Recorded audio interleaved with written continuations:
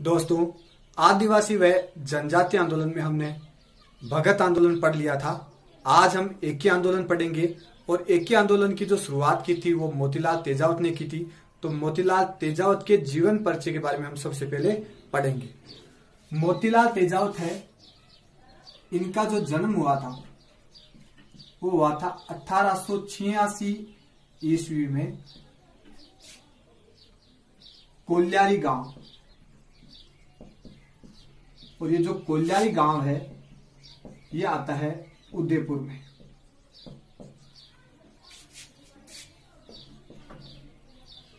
किस परिवार में हुआ था? तो मोतीलाल तेजावत का जन्म हुआ था ओसवाल जैन परिवार में, इनका जन्म हुआ था। उसके बाद हम देखते हैं दोस्तों कि मोतीलाल तेजावत के पिता का नाम क्या था। तो पिता का नाम था नंदलाल, माता का नाम था केसरबाई,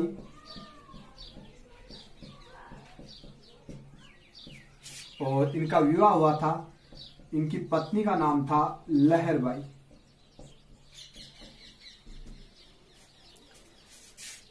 उसके बाद जब विवाह हो जाता है मोतीलाल तेजावत का, तो ये उदयपुर के झाड़ोल ठिकाने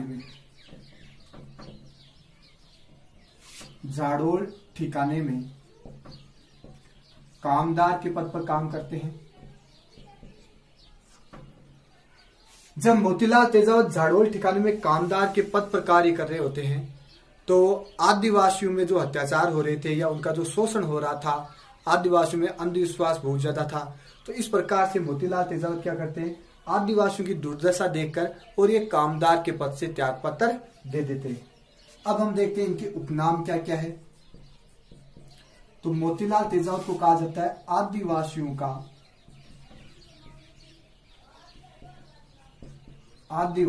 का मसीहा। आदिवासियों का मसीहा इसलिए कहा जाता है क्योंकि इन्होंने आदिवासियों की सेवा के लिए एक ही आंदोलन चलाया था और एक वनवासी संघ की स्थापना भी की थी। तो आदिवासियों को संगठित किया था, आदिवासियों के कल्याण के लिए इन्होंने बहुत सारे कार्य किए थे, इसलिए इन्हें कहा जाता है आदिवासियों का मसीहा कहा जाता है। और भील है, इन्हें बावजी कहते थे, इसलिए इन्हें भीलू का बावजी कहते हैं। इन्हें मेवाड़ का गांधी भी कहा जाता है।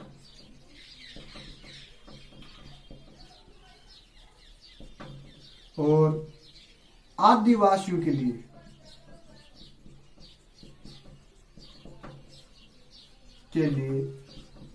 गांधी जी का दूत भी कहते हैं।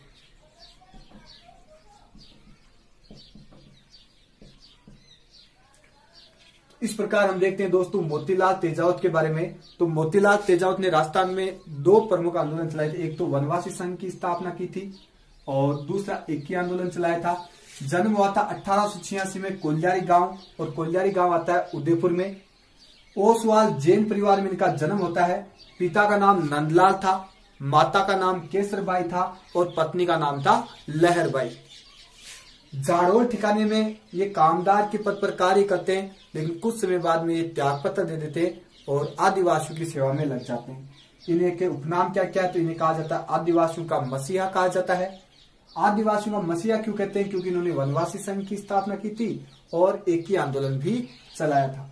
भीलू का बावजी कहा जाता है, मेवाड़ का गांधी कहते हैं और आदिवासियों के लिए गांधी जी का दूत कहते हैं। और मसाला व्यापारी भी इनको कहा जाता है क्योंकि ये जगह जगह घूमकर और मसाला का व्यापार करते हुए इन्होंने आदिवासी में जनजागृति की थी।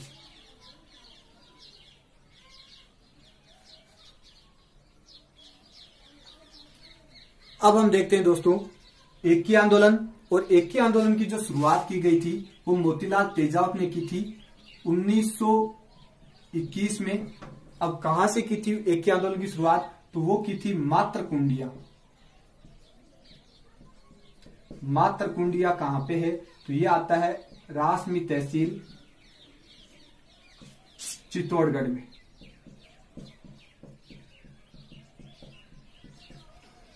यहां से 1921 में मोतीलाल तेजावत ने एकी आंदोलन की शुरुआत की।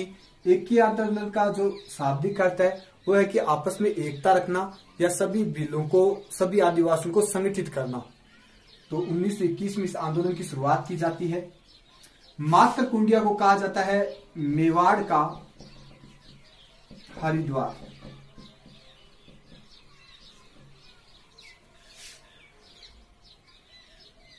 अब हम देखते हैं उसके बाद में कि इस एकी आंदोलन का और किस नाम से पुकारा जाता है। तो इस एकी आंदोलन को कहा जाता है भोमट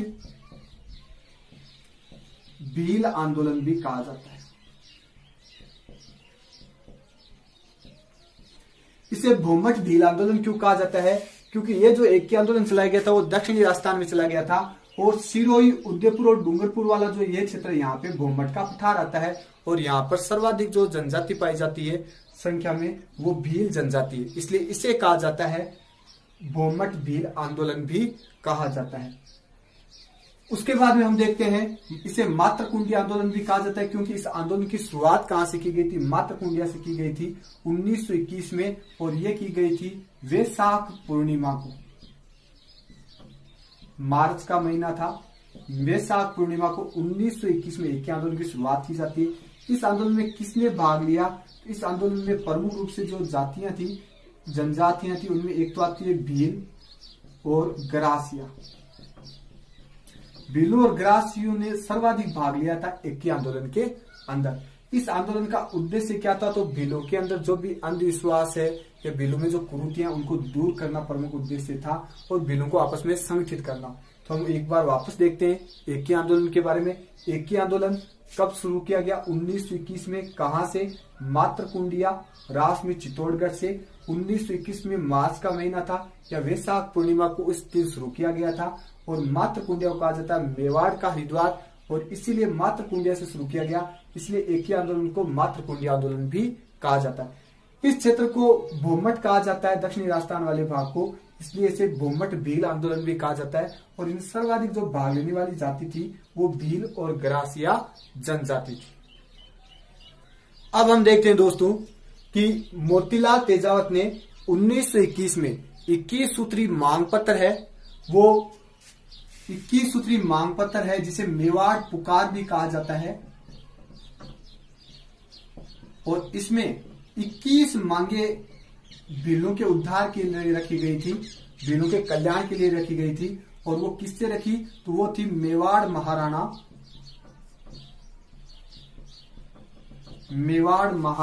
फतेह सिंह से।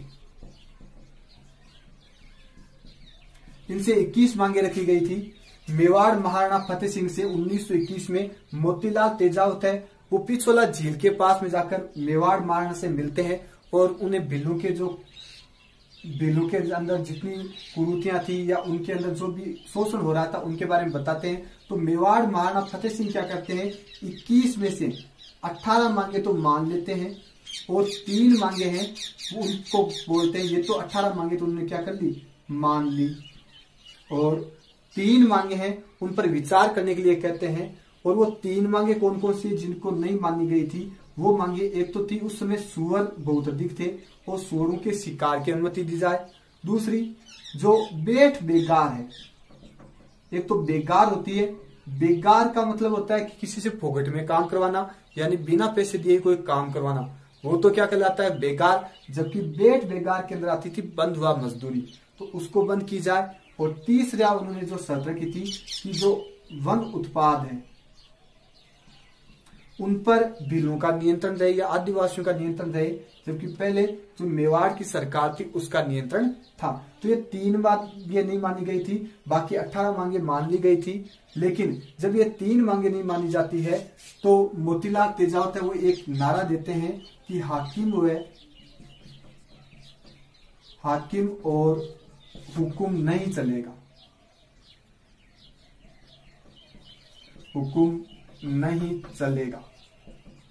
यह नारा दिया जाता है मोतीलाल तेजावत के द्वारा जब ये 3 मांगे नहीं मानी जाती, इस कारण से कि अब ना तो हमारा कोई हाकिम है और ना ही हम किसी का हुक्म मानेंगे। तो इस प्रकार से ये नारा दिया जाता है किसमें? जब 21 सूत्री मांग में 3 मांगे नहीं मानी जाती है। तो तो 21 सूत्री मांग पत्र किसको दिया गया? तो मेवाड़ महाराणा फतेह सिंह को दिया गया। इसी 21 सूत्री मांग पत्र को और क्या कहा जाता है? तो इस 21 सूत्री मांग पत्र को कहा जाता है मेवाड़ पुकार भी कहा जाता है। 21 मांगे थी मेवाड़ महाराणा, उसमें कौन थे? महाराणा फतेह सिंह थे।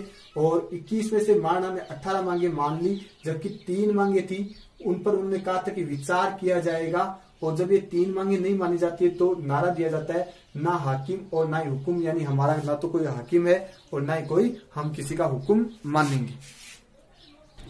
अब देखते हैं दोस्तों नीमड़ा हत्याकांड। तो नीमड़ा हत्याकांड कहां पे हुआ था? तो नीमड़ा गांव आता है विजयनगर, गुजरात के अंदर आता है ये। और यहां पर नीमड़ा हत्याकांड होता है। नीमड़ा नामक गांव में एक सम्मेलन बुलाया जाता है किसानों का, और वो सम्मेलन बुलाया जाता है 6 व 7 मार्च 1922 को। 6 व 7 मार्च 1922 को नीमड़ा गांव विजयनगर के यहाँ पर एक सम्मेलन बुलाया जाता है भीलों का, और इसमें बहुत सारे भील भाग लेते हैं। जैसे नीमड़ा गांव है, इस नीमड़ा गांव में इस गांव को क्या किया जाता है? एमबीसी चारों ओर से घेर लेती है। एमबीसी का मतलब मेवाड़ भील कोर, जो अंग्रेजों की सेना थी, चारों ओर से घेर लेती है। और मेजर सटन या मेजर सटन है, वो यहाँ पर चारों ओर से घेर कर और गोली चलाने का आदेश दे देता है, जिसमें लगभग 1200 भील है वो शहीद हो जाते हैं। जब 1200 भील शहीद हो जाते हैं तो नीमड़ा गांव के अंदर जो ये हत्याकांड हुआ था, नीमड़ा हत्याकांड, तो इसे कहा गया है राजस्थान का दूसरा जलियांवाला बाग हत्याकांड। तो राजस्थान का दूसरा जलियांवाला बाग हत्याकांड किसे कहा गया है? नीमड़ा हत्याकांड को कहा गया है। और ये हुआ था 1922 में, 6 व 7 मार्च 1922 में। एमबीबीसी यहाँ पर जिस गांव को घेरने वाली गोलियां किसने चलाई? तो मेजर सटन के आदेश पर एमबीबीसी यानी मेवाड़ भील कोर ने चलाई थी। इसमें मोतीलाल तेजावत के पैर में गोली लग जाती है, लेकिन फिर भी वो सुरक्षित यहां से निकल जाते हैं। तो नीमड़ा हत्याकांड नीमड़ा गांव विजयनगर गुजरात में हुआ था। 6 व 7 मार्च 1922 को हुआ था। नीमड़ा गांव को चारों ओर से मेजर सटन ने एमबीसी के द्वारा घेर लिया गया था, मेवाड़ भील कोर के द्वारा, जिसमें 1200 भील शहीद हो गए थे। और नीमड़ा हत्याकांड को कहा जाता है राजस्थान का दूसरा जलियांवाला बाग हत्याकांड। और यहाँ पर मोतीलाल तेजावत के पैर में गोली लगती है, फिर भी वो यहाँ से सुरक्षित निकल जाते हैं। मोतीलाल तेजावत नीमड़ा गांव से सुरक्षित निकल जाते हैं। उसके बाद वो अपना केंद्र वो सिरोही को बनाते हैं, और सिरोही के अंदर यहाँ पर वो आंदोलन करते हैं। और यहाँ पर 7 अप्रैल, एक महीने बाद में, यानी 7 अप्रैल 1922 को, 7 अप्रैल 1922 को यहाँ पर अंग्रेज अधिकारी होता है, एमबीसी की सेना लेके आता है मेवाड़ भील कोर की प्रिचार्ड। और प्रिचार्ड यहाँ पे इस गांव को चारों ओर से घेर लेता है, रोहिड़ा गांव को। पाल गांव में भी आंदोलन होता है, लेकिन आंदोलन होने से पहले इनको खबर पहुंच जाती है और इस आंदोलन को कुचल दिया जाता है, जिसमें लगभग 22 भील वो मारे जाते हैं, जबकि 29 वो शहीद हो जाते हैं। लेकिन मोतीलाल तेजावत है वो उसके बाद भूमिगत हो जाते हैं और यहां से फरार हो जाते हैं। तो मोतीलाल तेजावत उसके बाद में भी अंग्रेजों के हाथ नहीं लगते हैं। तो 2 आंदोलन हुए थे। पहला हुआ था नीमड़ा गांव में, नीमड़ा हत्याकांड, और उसके बाद में पाल और रोहिड़ा गांव में हुआ था, जो सिरोही में हुआ था। और दोनों आंदोलन अंग्रेजों के द्वारा कुचल दिया गया। लेकिन मोतीलाल तेजावत है उसके बाद भी अंग्रेजों के पहुंच से दूर रहे और भूमिगत हो जाते हैं। उसके बाद मोतीलाल तेजावत है 1922 से 1929 तक फरार रहते हैं और अंग्रेजों की पहुंच से दूर रहते हैं, भूमिगत रहते हैं। लगभग 7 वर्षों तक अंग्रेजों की पहुंच से दूर रहते हैं। और 1929 के अंदर गांधी जी के कहने पर मोतीलाल तेजावत है वो खेड़बरमा नामक एक स्थान है, खेड़बरमा नामक स्थान पर ईडर पुलिस के हाथों आत्मसमर्पण कर देते हैं। तो मोतीलाल तेजावत ने 1929 में गांधी जी के कहने पर खेड़बरमा नामक स्थान पर ईडर पुलिस के सामने आत्मसमर्पण कर देते हैं। 1929 से 1936 तक इन्हें कुंभलगढ़ दुर्ग में कैद रखा जाता है। कुंभलगढ़ में कैद रखा जाता है। तो 1929 से 36 तक कुंभलगढ़ में कैद रखा जाता है। उसके बाद 1936 में एक महाइंद्राज सभा है जो मेवाड़ के अंदर ये न्यायालय का काम करती थी। तो महाइंद्राज सभा ने क्या किया, 1936 में इन्हें रिहा कर दिया और रिहा इस शर्त पर किया गया कि आगे वो कोई आंदोलन नहीं करेंगे। और उसके बाद ये क्या करते हैं, वनवासी संघ की स्थापना करते हैं और आदिवासियों के कल्याण में लग जाते हैं। उसके बाद में 1942 में ये भारत छोड़ो आंदोलन में भाग लेते हैं। भारत छोड़ो आंदोलन में, तो भारत छोड़ो आंदोलन में भाग लेते हैं। 1944 से 46 के आसपास ये क्या करते हैं, प्रजामंडलों में भाग लेते हैं, इसलिए इन्हें और जेल में डाल दिया जाता है और 1944 से 46 तक भी ये जेल में रहते हैं। उसके बाद जब देश आजाद हो जाता है तो ये क्या करते हैं, देश आजाद होने के बाद में इन्हें सांसद बनते हैं ये। और उसके बाद में एक बार है वो ये खादी और ग्रामोद्योग का इनको अध्यक्ष भी बनाया जाता है और 1963 के अंदर इनकी मृत्यु हो जाती है। तो ये थे मोतीलाल तेजावत।